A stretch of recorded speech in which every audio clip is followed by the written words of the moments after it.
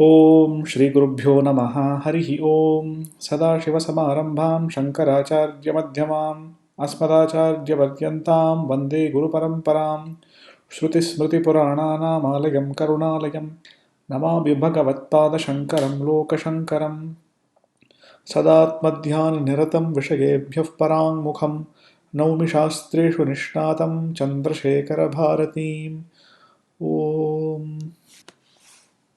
We were looking at verse number 17 of the Viveka Chudamani, and we had done an introduction to that verse, and we were in the middle of the Vyakhya by Jagadguru Srimad Chandrasekhara Bharati Mahaswamigal. So the verse was Vivekino Viraktasya Shamadi Gunashalinaha Mumukshoreva hi Brahma Jigyasa Yogyata Mata. So essentially, the four sadhana chatushtaya sampatti is being mentioned here, and it said the one who is sadhana chatushtaya sampannam is the one who is yogyam or qualified for doing an inquiry into Brahman. And the sadhana chatushtaya sampatti was viveka, vairagya, shamadhi shatkam, and mumukshutvam. Viveka being the discriminating or discerning intellect which is able to distinguish between Nitya Vastu and Anitya Vastu, Atma and Anatma. Vairagyam meaning supreme detachment, the absence of attraction towards pleasures, experiential pleasures, whether it is worldly, secular, or spiritual or otherworldly. Samadhi Shatkam is a refined mind which is capable of a deep study of Vedanta, a deep inquiry into Vedanta, such a mind which is not distracted by external influences, and therefore the sense organs are controlled. There is Dhamma, the mind is controlled, there is Shama, there is Uparama, which is Sannyasa, there is Titiksha, forbearance, there is Samadhanam, equanimity, etc. And then Mumukshutvam, or the deep desire, burning desire for liberation. So only a person who has these four qualities is qualified for Brahma Jigyasa or doing an inquiry into Brahman, doing Shravanam, Mananam, and Nididhyasanam. So if we go to the commentary by Jagadguru Srimad Chandrasekhara Bharati Mahaswamigal on page number 13, the commentary to verse 17, in the middle, 1, 2, 3, 4, 5, 6, 7th line, in the commentary of the 17th verse, it says Vivekinaha iti Vivekadiswarupam spashtayishyate mula eva uparashtat. The word Vivekinaha means the one who is endowed with Viveka, and the nature of Viveka, Vairagya, etc. will be clarified in the Moolam itself, in the main verse, the Viveka Chudamani verses itself, Uparashtat, in the next few verses. So it doesn't go into too much detail. And then he says, what is the Brahma Jigyasa? Now, the word Jigyasa essentially means Gyatum Ichha Jigyasa. The desire to know is Jigyasa. So, essentially, what he is saying is Brahma Jigyasa means the one who is qualified to have the desire to know is what Brahma Jigyasa means. Brahmanaha Jigyasa, Brahma Jigyasa. So, what is the meaning of qualifications for desire? How can you have a quality for desire? You can either have desire or not have desire. How can you qualify for desire? So, therefore, the word jigyasa or desire must be properly understood here. In this case, it is not merely desiring something, but taking the steps to achieve the object of desire, and therefore the scripture cannot say you must desire something. The scripture can say take steps to achieve something, or you must know something. It cannot say you must cultivate a desire for something, because desire will automatically come. You cannot say I must desire. The scripture cannot provide an injunction or a vidhi for desiring something.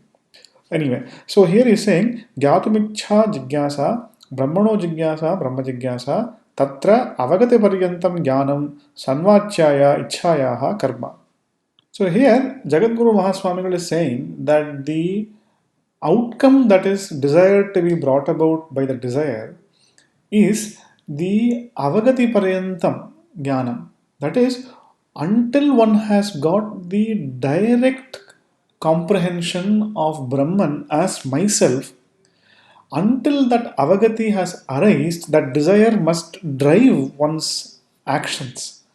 So, such a desire which brings about that effect is what is being referred to by Brahma Jigyasa. It is not merely a desire of, oh, I must want it, but I must also take up the steps to achieve it and I must achieve it also. So, the desire must impel one to achieve the outcome, and that is what is being meant by Brahma Jigyasa, and therefore, we understand Brahma Jigyasa not merely as a passive desire for knowing Brahman, but it is an active desire that manifests itself in the form of inquiry, the process of inquiry, and the outcome of the process of inquiry is the direct comprehension of Brahman. So, therefore, the Brahma Jigyasa or the inquiry into Brahman or the Jnana Abhyasam refers to the Karma Yoga as the first step, which will give the Chitta Shuddhi. From Karma Yoga, you have Upasana Yoga to get the integration of the mind, to get the one pointedness of the mind, the Chitta Ekagrata. And from Upasana Yoga, one goes into Shravanam to directly hear the scriptures from the Guru. From Shravanam, one goes into Mananam, one cogitates upon what is being taught, one thinks upon what is taught, one resolves all the doubts about what is taught about the nature of Brahman oneself. And then Nididhyasanam, one abides in the knowledge of the identity of Brahman and the Jiva and oneself, that all that exists is pure consciousness and consciousness alone, until one has got the Akhandakara Vritti or the cognition of Brahman being the only identity that there is, and that Brahman is none other than me, the pure consciousness. I, the consciousness, am all there is.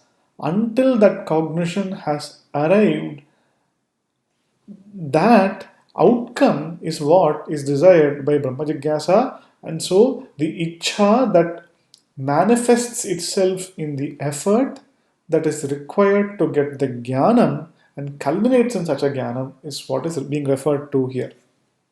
And that is what Acharya is saying here. Akhandakara vritti pratipalita chaitanyam jigyasa pada lakshamana vicharasya phalam. The stated vichara or inquiry, the vicharasya phalam, the result of such an inquiry, which has been indicated by the word jigyasa pada lakshamana vicharasya phalam. So he's saying the direct meaning of jigyasa is desire, but the lakshamana artham or lakshartham or the indicated meaning of the jigyasa padam, the implied meaning or the secondary meaning, the intended meaning here is the result of inquiry is what is being indicated by the word jigyasa. And what is the result of inquiry? It is the akhandakara vritti pratipalita chaitanyam. Now, chaitanyam or consciousness illuminates everything in this universe.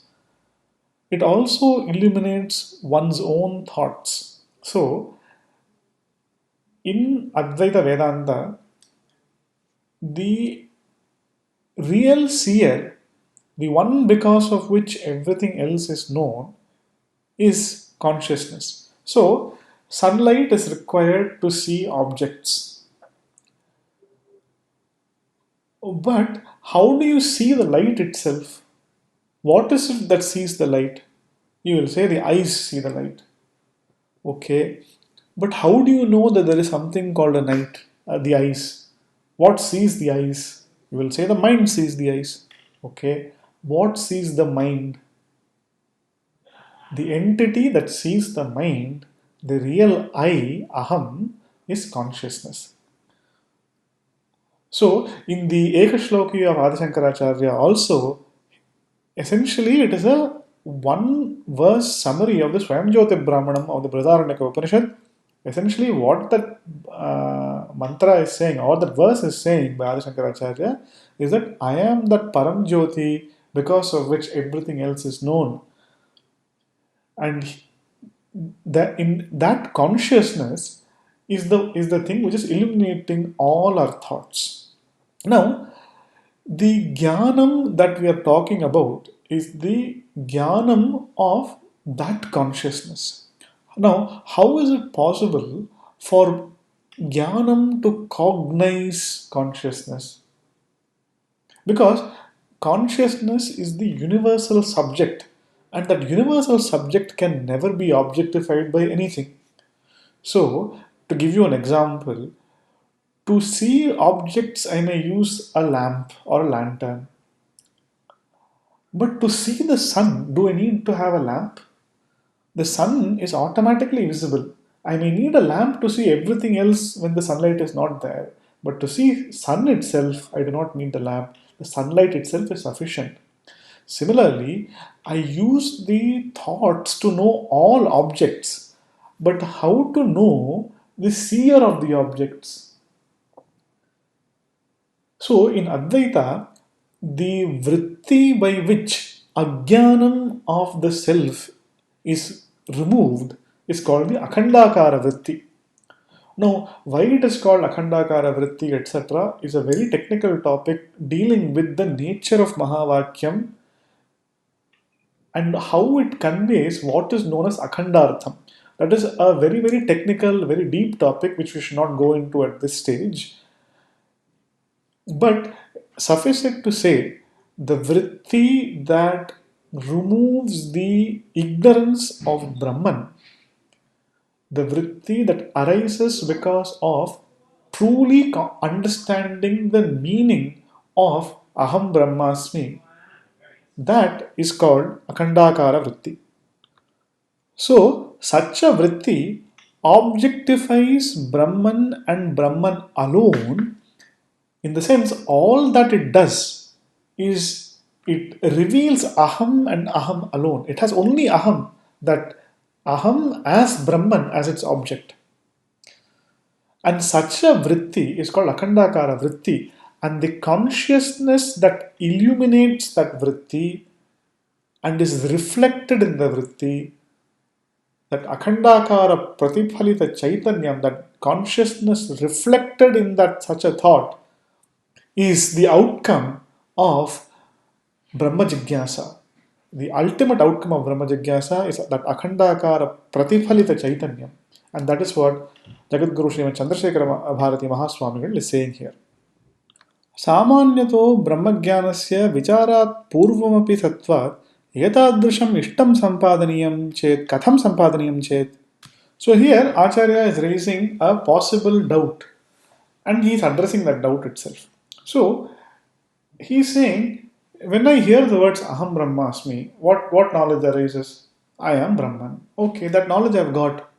Now, why is the need for me to talk about um, a great process required for of inquiry when I can simply the words itself will tell me that I am Brahman. Okay, I am Brahman, Aham Brahmasmi. I have that knowledge. So, what is the necessity to do an inquiry into Brahman? If such a doubt is asked, then Acharya is providing the answer to this, and he's quoting a few verses.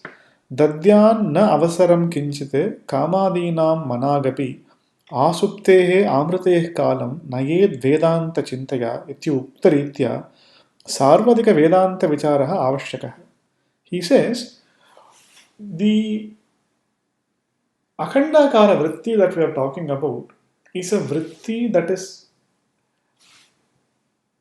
has only Brahman as its object, and it is also not a Brahman that is an object to I, the subject. So let me repeat that. The content of the Akhandakara vritti, the content of the Akhandakara vritti is Brahman, which Brahman is not something other than me, the Chaitanya. Now, the problem that we are facing in our life is of samsara. That problem is arising of Anadi Avidya Vasana, the impressions from countless births that we have had in the past, wherein we have considered ourselves to be some finite individual creature operating within a body. Whereas Advaita Vedanta says, you no, no, no, you are not that. You are verily the Paramatma himself, and it is you who is the locus of the appearance of the universe. You are everything that appears. All that exists is you and you alone. You are not some small entity in a vast universe. The universe is a small bubble, an appearance that is coming in you. Now, when someone who has had anadi avidya vasana or the impressions from countless births of ignorance, to get rid of that ignorance is not an easy task. And therefore, in order to get that akhandakara vritti, because only such an akhandakara vritti will get rid of that ignorance once and for all. To get that vritti is not a simple task, because if we have a conception of Brahman as something other than ourselves, and if we have a conception of ourselves as some limited creature, then such a knowledge will not give us liberation. Only the knowledge of ourselves as completely infinite and unrestricted, only such a knowledge will give liberation. So, that knowledge cannot have as its content even one iota of ignorance. It cannot have anything else apart from Brahman as its content. And even if there is one iota of ignorance or any product of ignorance, including any aspect of the world, and by the world, I'm starting off with my mind, and I'm going on to all the 14 lokas, to all the different conceptualizations of Ishvara, to all the conceptualizations of Devatas. So everything I'm including within the gambit of object, anything which is objective, if that is included within the conceptualization of either I or Brahman, then such a knowledge will not confer moksha. And therefore, one has to constantly work at refining that idea of what that Brahman is. If we conceptualize something and say that is Brahman, we can be assured that that is not the Brahman that Advaita wants you to know. It is not an object of knowledge, it is the eternal subject of knowledge, it is the eternal I, and that I can never be objectified, and therefore that Akhandakara vritti cannot have any object at all. And the purpose of vichara, the purpose of Shravanam is to understand what that I is. The purpose of Mananam is to reconcile the fact that that I is not finite. The purpose of Nididhyasanam is to remove the habitual notions of Anatma that keep plaguing the idea and conceptualization of I and keep plaguing the idea, the conceptualization of Brahman.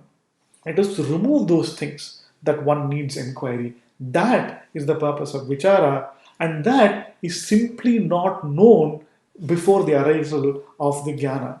Simply by knowing Aham Brahmasmi, as as we hear it, will not give that outcome that we want. The outcome that we want is moksha. And to get that moksha, to realize that Brahman, we have to go through the process of inquiry. And that is what Acharya is saying here. And he's quoting a verse that says that one should not give any scope or opportunity for any raga dvesha, any attraction or aversion to any anatma, any object should not give, we should not allow our mind to be plagued or to go alongside any or go towards any anatma or go away from any anatma. We should not give scope for any kama, for any ragadvesha, is what Acharya is saying in this particular verse. So let's read that. It says, Dadyat na avasaram kinchite kamadinam managapi. One should not yield or give scope for kama, desires, etc., even to the slightest degree. One should not entertain any such thoughts of anatma or desires for anatma, etc., because all of that is not going to help us in this vichara or inquiry into Brahman. And how long should one not give scope for desires? Acharya says, Asuptehe amriteh kalam nayent Vedanta chintaya. So, as long as you are awake, as long as you're alive, do not let your mind go after anatma, constantly engage in Vedanta Vichara. Constantly, one must continue on the path of inquiry, constantly uh, pursue, or you should only permit the mind to go in the lines of Shastra Chintanam, in the lines of what has been taught in Vedanta.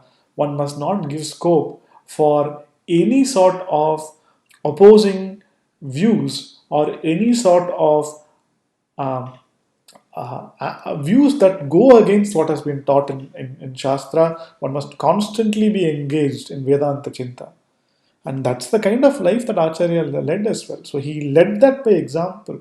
In Acharya's life, we can see how he has literally embodied this verse. All through his life, he dedicated it to the pursuit of Atma Vichara, to Vedantic inquiry. And in him, we have the right example to emulate. Because he's saying, be like me, but he's being very humble and he's not saying that. But his life is actually that shining example for any serious mumukshu. If one is doing this as just as an interest, okay, one of the other things that I study, then that is okay. But it's not going to give us moksha. But if one has that burning, overpowering desire to escape from samsara, to get moksha, then one has to go through that. One, as long as one is alive, as long as one is awake, one has to only think about the Atma and nothing else. It is very tough, but that is the path that we are on. It is not a difficult path in the sense that we will not understand what is being taught. It is difficult in the sense that to live up to that path is a challenge, but we must gladly accept that challenge because when we are on the path, even though there are difficulties and obstacles, we have Ishvara and Guru's support and their blessings, and with that, we will definitely achieve that success. But we must strongly cultivate that desire to attain Brahman in this manner. And that cultivation of that desire, which culminates in that Akhandakara Vritti Pratiphalita Chaitanyam, in knowing oneself as one is, as has been taught in the scriptures, is the ultimate aim because that knowledge will free us from the cycle of births and deaths that we have been doing ever since the beginning. In fact, from a beginningless time, we have been doing that. Anyway, continuing. He quotes this verse and says, Iti uktaritya sarvadika vedanta vicharaha avashyakaha. One must constantly engage in Vedanta vichara. It's avashyakam. It is absolutely necessary if one wants to attain moksha, he says. And then he quotes another verse, Dehatma jnana vate jnanam dehatma jnana badhakam atmanyeva bhavedyasya sa nechannapi muchyate iti uktajnana janayitum sa eva samartha. So here this verse is saying, right now, what do we think? We think I am a human being. And we are absolute conviction in this. We do not have to have someone wake us up every morning and say, no, no, you are a human being, you are a human being. That conviction is intrinsic and natural. Who gave us that conviction? How did we get it? Howsoever we got it, We have that conviction in the sense if somebody wakes us up in the middle of the night and asks, "Who are you?" we will say, "I am a human being," or we'll say something. But we are absolutely certain that we are a human being. He's saying, because we have such a strong conviction that the deham or this body is the atma, because when you say I'm a human being, what is that I that you're talking about? What is that human being? The body is what is human. It's a human body. So if you are in a lion's body, then you will say I am a lion. You will not say it, but you will have abhimana that you are a lion. So, what we are talking about, human, cow, dog, etc., refers to the shariram, not to the one who is the shariri, not to the embodied one. We are referring to the body. Just like we have such a wrong conviction, but such a strong one. It is wrong and strong conviction that the body is the self. Similar for such a conviction to go, we need to have an equal and opposing conviction, opposing knowledge with the same conviction that I am not the body, I am the self. What I am is not the body, I am the all-pervading consciousness. And so it says, Dehatma Jnanavat Jnanam, Dehatma Jnana Badhakam. If you have conviction that I am Brahman to the same extent or as powerful as the misconception that the Ajnanis have that I am this body, I am a human being, only such a powerful jnana can overcome this misconception. Dehatma jnana vat means like that jnana that you have that you are the human being, only such a jnana which is equally powerful can be the badhakam or the negator or the overthrower of the dehatma jnana. So it says Dehatma Jnanavat Jnanam, Dehatma Jnana Badhakam, Atmani eva Bhaved Yasya Sa Nechanapi Muchyate. So, who has such a conviction that I am the Atma, whose conviction lies in the Atma, Atmani eva Bhaved Yasya Jnanam, he whose jnanam is identification is with the Atma and not with the body and not with any anatma, only such a person will get moksha. And here it says, na ichchanapi muchyate. Even if he doesn't desire liberation, he is liberated. Without having a desire for liberation itself, even if he says, no, no, no, I don't want liberation, but he has a strong conviction that he's not the body, he's the Atma, such a person, even without desiring liberation, he will attain liberation. So essentially, it means that that is what is required. One needs to have a very powerful conviction that one is not the body, one is the self. And Acharya is saying, iti uktagyanam janayatum sa eva samartha. So, to get this kind of conviction, this kind of knowledge with that conviction, only Brahma Jigyasa is samartha or is capable of doing that. Only a desire that I need to be that I need to get Brahma Jnanam that leads me into inquiry, which where I'm constantly contemplating my nature as consciousness, as revealed in the scriptures. Asuptehe, amritehe. As long as I'm alive, as long as I'm awake, only such a intense sadhana will give me a jnanam which has the sufficient conviction to overpower my dehatma jnanam, my misconception that I am the physical body, that I am the mental body. So that brings us to the conclusion of the commentary to verse number 17. The next line is actually an introduction to verse number 18. Etadrisha vichara jananiya ichha तत्र योग्यता विवेकादि साधनयुतस्यैव न अन्यस्य इति एवकारबोधितम् अर्थम् अन्वयेन व्यतिरेकेण च स्पष्टयति साधनानि इति. So essentially what Acharya is saying is that the ichha or the desire that leads one to do this vichara is that desire is the janani or the mother or the cause for such a vichara. And the person who has, for whom such a desire will arise, which culminates in jnanam ultimately, is the one who is vivekadi sadhana yuta, the individual who is endowed with the vivekadi sadhana chatushtayam, na anyasya, not someone else. Iti evakara bodhitam artham. So in this verse, it had said mumukshoho eva. So that evakara means only such a person who has the sadhana chatushtaya sampatti, not somebody else, is what is being indicated with this evakara. And that explanation that only such a person who is endowed with sadhana chatushtayam is qualified for Vedanta vichara, not somebody else, is being explained in the next few verses by the mechanism of Anvaya Vyatirekam. So, what is this Anvaya Vyatirekam? We will consider in the next class.